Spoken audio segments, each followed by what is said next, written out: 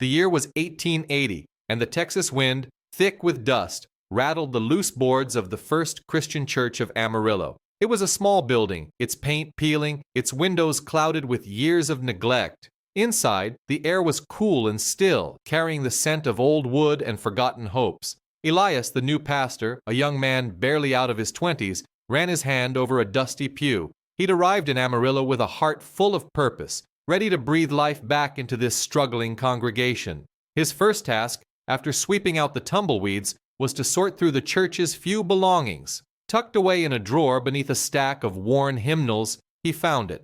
A leather-bound ledger, its pages yellowed and brittle. Elias opened it carefully, tracing the faded ink with his finger. It was a record of tithes, or rather, a record of missing tithes. And one name appeared again and again, year after year, with a shockingly large, unfulfilled sum beside it. Silas. Silas was not just a name, he was a force. The man who owned most of the land, most of the cattle, and, it seemed, most of the fear in Amarillo. He was known for his harsh demeanor, his quick temper, and an iron grip that had crushed many a hopeful venture in this dusty frontier town. Elias had heard the whispers, the stories of Silas's ruthlessness, but seeing his name scrawled across the church's debt book, a gaping hole where contributions should have been, made it all very real. The next morning, Elias walked the dusty path to Silas's sprawling ranch. The sun beat down, relentless, just like Silas's reputation. He found the rancher in his office,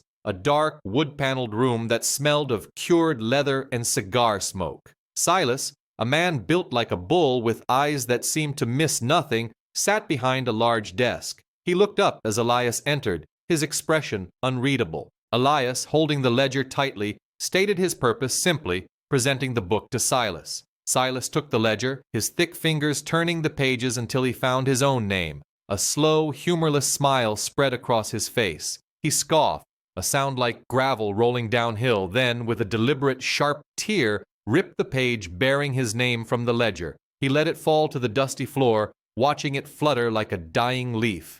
"The church's plight is its own," Silas declared, his voice rough. "Not my concern. Your faith, young man, won't pay for new windows." His words were laced with contempt, a clear dismissal of Elias's youth and his beliefs. Instead of reacting with anger or despair, Elias simply bent down. He picked up the torn page from the floor, smoothing it gently. He looked Silas directly in the eye, his gaze unwavering. "Mr. Silas," Elias said, his voice quiet but firm, "you may dismiss the church's earthly needs, but you cannot dismiss the spirit of Amarillo." As Elias spoke, a single persistent cough racked Silas's frame. He brought a hand to his mouth, and Elias noticed a subtle tremor in it, a brief, almost imperceptible shake. Silas waved a dismissive hand, a gesture meant to end the conversation, but his face, usually ruddy from the sun, seemed unusually pale. Elias turned and left the office. As he walked back down the path, the town whispers began. Not about the unpaid tithes, not yet, but about Silas's pale face, about the cough that had lingered, and the surprising quietness with which the rancher had let the young pastor leave. Elias's boots kicked up dust with every step, marking a clear path away from Silas's ranch. Behind him, Silas remained in his office, his gaze fixed on the torn ledger page lying on his desk. A flicker of something unreadable passed through his eyes, a brief shadow before his usual hardened mask returned.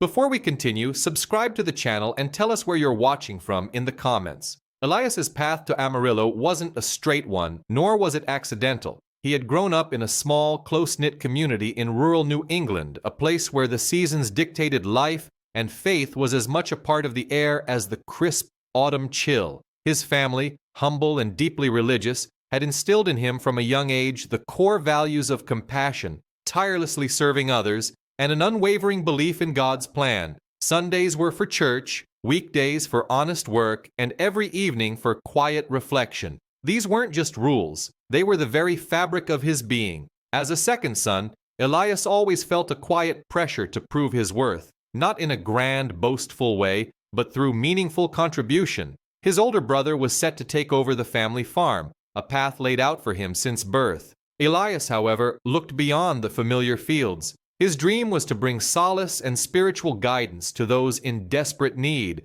especially in the burgeoning, untamed territories that lay to the west. He envisioned a church not just as a building, but as a pillar of community, a place of refuge and strength in places where life was often brutal and unpredictable. He believed such a place could bring people together, give them hope, and build a foundation for something greater. He saw the church as a beacon, guiding souls through the wilderness, both physical and spiritual. Amarillo in the late 19th century was exactly the kind of place Elias had dreamed of and feared. It was a harsh, unforgiving frontier town, built on the sweat and grit of cattle ranchers and railroad men. It was a place where lawlessness often held sway, and self-reliance wasn't just a virtue, but a necessity for survival. The land itself seemed to demand toughness, and the people reflected it.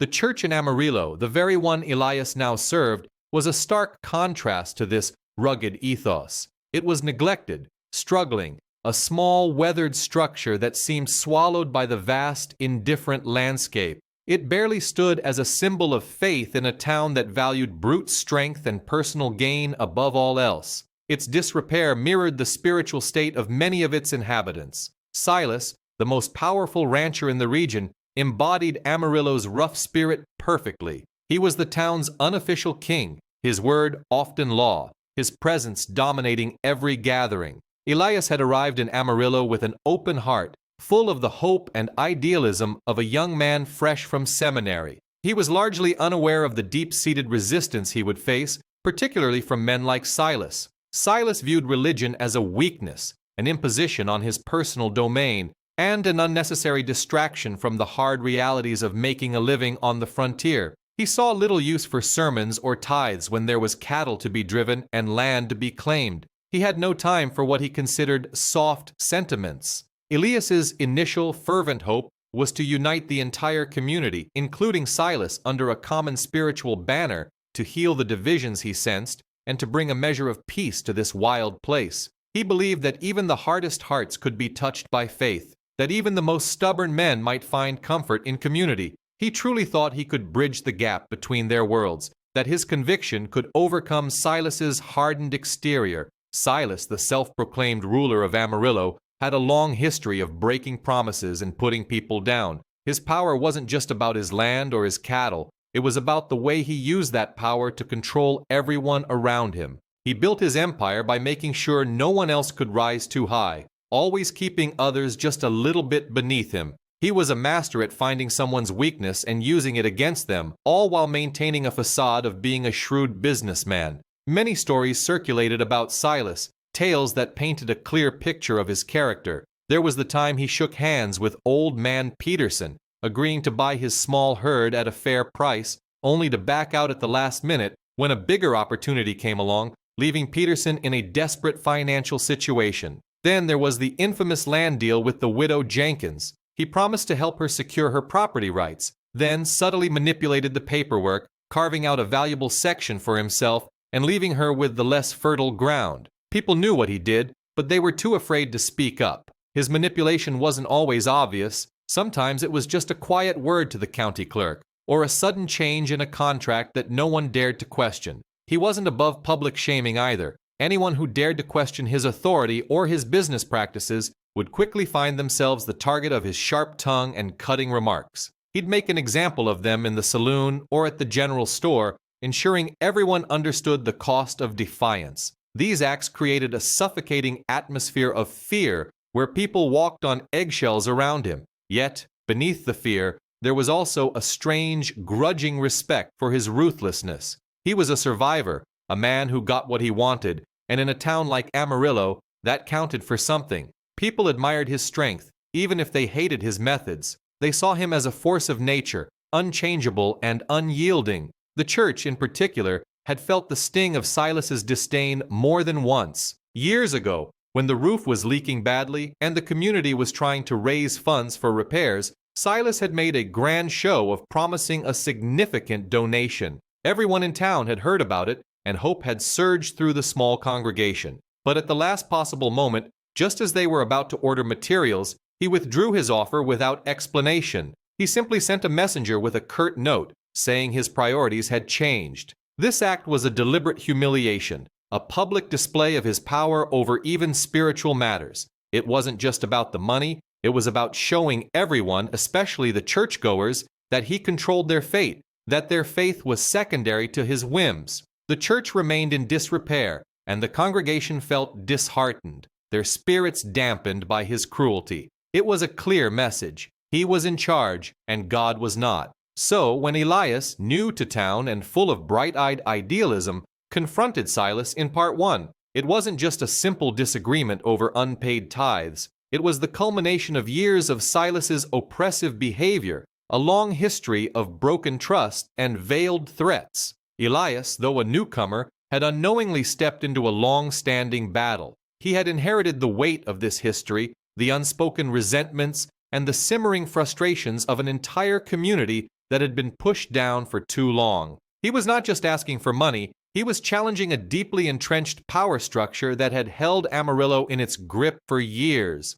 The torn ledger page wasn't just a piece of paper, it was a symbol of Silas's contempt for anything that dared to stand against him. Elias's arrival and his unexpected stand had brought all these old wounds to the surface. Following that initial tense confrontation, the air in Amarillo became thick with unspoken words and nervous glances. It was like a storm brewing, silent but powerful. Silas, feeling challenged and disrespected by Elias's unexpected defiance, didn't just let it go. He doubled down, intensifying his campaign of intimidation against the church and anyone who dared to show its support. It was a calculated move, meant to squeeze Elias out and reassert his absolute control. Church services, which had already been sparsely attended, now faced open disruption. Rowdy ranch hands, clearly sent by Silas or emboldened by his stance, would gather outside, making noise, yelling comments, sometimes even throwing small stones at the church walls. It was enough to make people afraid to attend,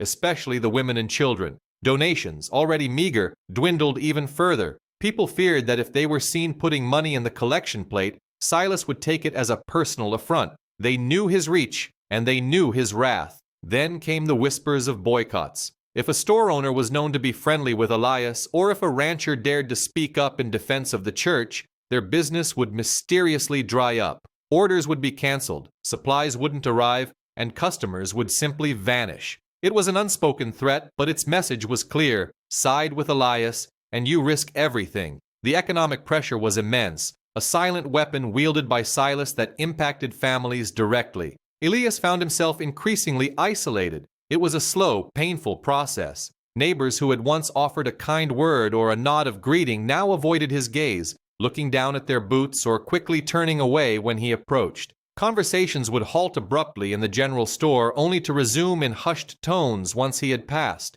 Even some of his initial tentative allies, those few who had shown a flicker of hope for the church's revival, began to distance themselves. They couldn't afford to cross Silas. The weight of social and economic pressure was simply too great, forcing them to choose their survival over their convictions. It was a lonely existence, feeling the town slowly turn its back on him. Silas, meanwhile, grew more aggressive in his public pronouncements. He didn't just act in the shadows, he openly mocked Elias's efforts. In the saloon, surrounded by his men, he would loudly question Elias's masculinity, his intelligence, and his leadership. He'd call him a city boy who knew nothing of the real world, a weakling trying to impose foreign ideas on their rugged community. He painted Elias as an outsider, someone who didn't understand the harsh realities of Amarillo, someone who wanted to soften them with his talk of faith and community. These words, amplified by his power and influence, resonated with some of the more cynical townsfolk, further eroding Elias's credibility. This period was the absolute peak of emotional suffocation for Elias and for the small, beleaguered church community. It felt like a heavy blanket had been thrown over Amarillo, stifling hope and breeding despair. Every step Elias took felt like walking through thick mud, every effort met with resistance or outright hostility. The dream he had carried from New England of a church as a pillar of community seemed to be crumbling around him. It was a time of profound despair, a moment where it felt like all was lost and no breakthrough seemed possible. The town was locked in Silas's grip, and Elias, despite his quiet resolve, was struggling to breathe under the immense pressure. He felt the weight of every fearful glance, every whispered comment, every empty pew. The silence of the town was almost louder than any shouts, a testament to the fear Silas commanded. Then, as if the land itself was tired of the human squabbles, a new, more formidable enemy arrived: drought. The sky turned a relentless, brassy color day after day. The sun beat down with an intensity that baked the earth until it cracked into 1,000 fissures. The grass on the plains withered to brittle straw, and the creeks, usually a reliable source of water, shrank to muddy trickles, then disappeared altogether. The cattle, the lifeblood of Amarillo, began to suffer. Their ribs became visible, their eyes hollow, and their lowing, once a sound of contentment, turned into a mournful cry that carried across the parched landscape. Every rancher, from the smallest to the most powerful, felt the tightening grip of economic ruin. Even Silas, with all his wealth and influence, watched his herds dwindle, his land turn to dust. Desperation began to set in, a different kind of fear from the one Silas usually inspired. It was during this shared crisis, this universal threat, that something else started to change. The drought, by showing everyone their common vulnerability, began to loosen the fear that held the town in Silas's grip. And then, a devastating revelation came to light. Old man Hemlock, a ranch hand who had worked for Silas for decades, lay on his deathbed, his lungs failing, his voice a raspy whisper. He sent for Elias, not for religious solace, but to unburden his soul. Hemlock confessed that years ago, during a similar drought, Silas had deliberately diverted water from a communal well, meant to serve several smaller ranches, to his own sprawling property. Hemlock swore he had seen Silas's men, under the cover of darkness, reroute the flow. This act had caused immense hardship, even ruin, for many families who had lost their cattle due to lack of water. The story had been whispered before, a dark rumor floating around the fringes of town, but it had always been dismissed as jealousy or unfounded gossip. Now, from the lips of a dying man, it had undeniable proof. Elias, shaken by the confession, didn't immediately broadcast it. He didn't need to. Hemlock, in his final days, had also told a few trusted friends, wanting to clear his conscience. The truth, once spoken, spread through Amarillo like wildfire. It wasn't just a rumor anymore. It was a confirmed betrayal. The community, already suffering from the current drought, was enraged. This wasn't just about money or power. It was about life itself, about a man deliberately causing others to suffer for his own gain. The tide of public opinion turned sharply against Silas. His past actions, once tolerated or feared, now seemed utterly monstrous. Silas, facing both the relentless drought and the sudden, fierce public backlash, became increasingly erratic. He lashed out at his ranch hands, his voice hoarse with frustration and anger. He rode his horse with a reckless fury, kicking up dust storms that mirrored the turmoil inside him.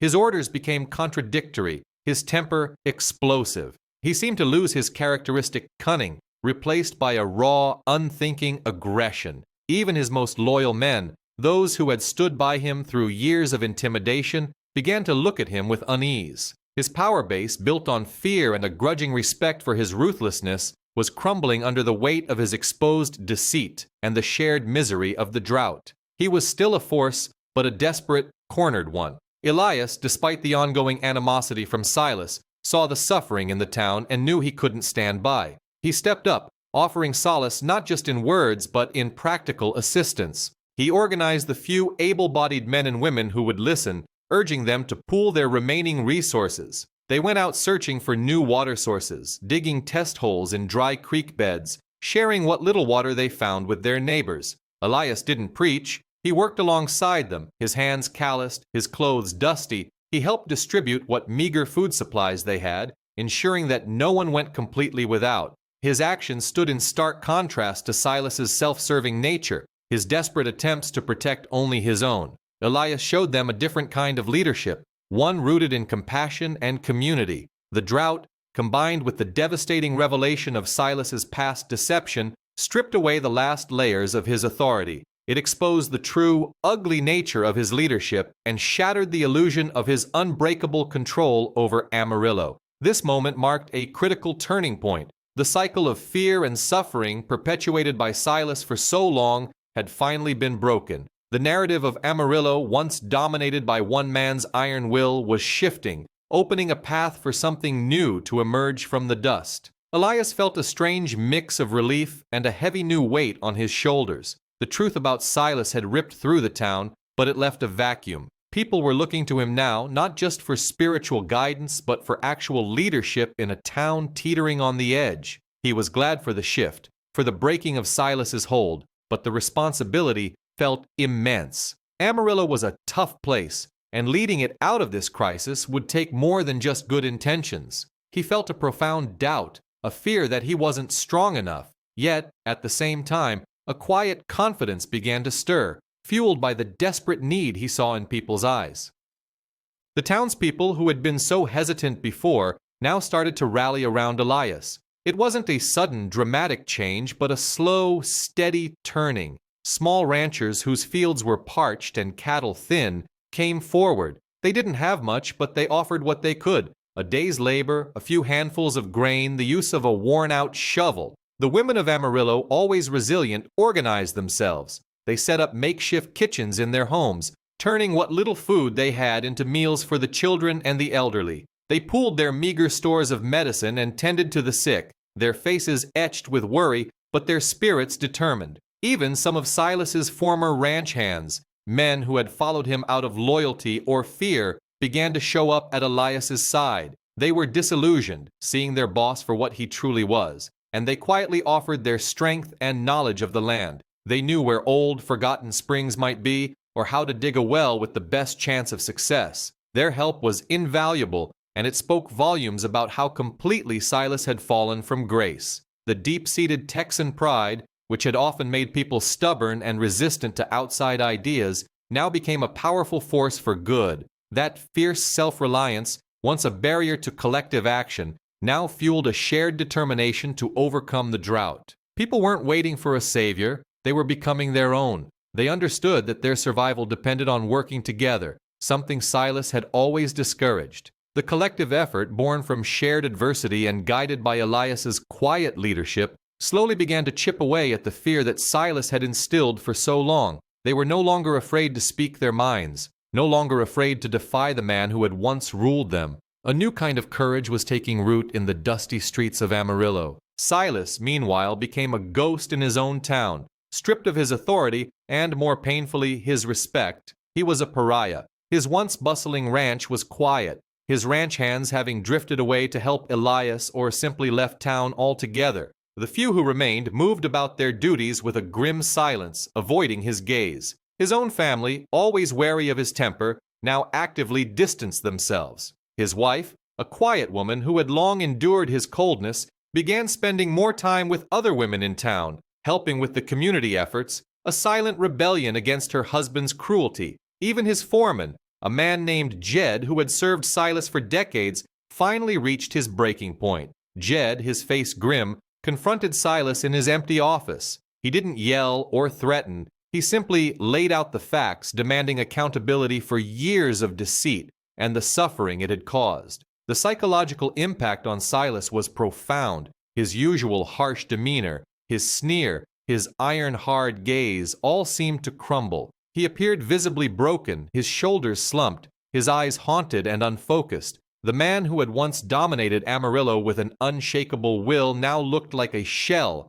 lost in the wreckage of his own making. With Silas a broken man, Elias stepped fully into his role, leading Amarillo's recovery. New wells were dug, not just on individual properties, but strategically placed for communal access. The water, once a source of bitter division, became a symbol of unity. Elias organized work parties where everyone, from the smallest farmer to the largest landowner, contributed their labor. These gatherings weren't just about digging, they were about rebuilding trust, sharing stories, and forging a new identity for Amarillo. The church, once decaying and neglected, became the true heart of this new community. Its doors were always open, not just for services, but for town meetings, for children's lessons, and for shared meals. It was a place where hope was nurtured, where plans were made, and where the spirit of cooperation, once so scarce, now flourished. Silas, stripped of his power and public standing,